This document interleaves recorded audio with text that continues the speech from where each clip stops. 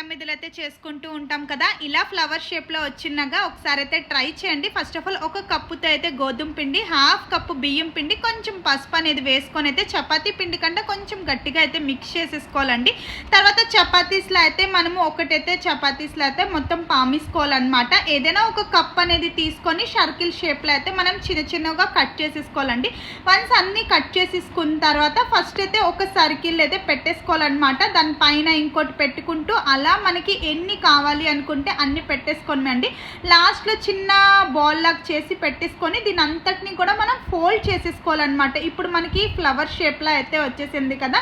ఇది హ్యాండ్తో కానీ కర్రతో కానీ మనం ఇలా లోపలికి ప్రెస్ చేస్తే దీని లోపటైతే మనం దీపం అయితే పెట్టుకోవచ్చండి. ఇంకో మెథడ్ అనమాట.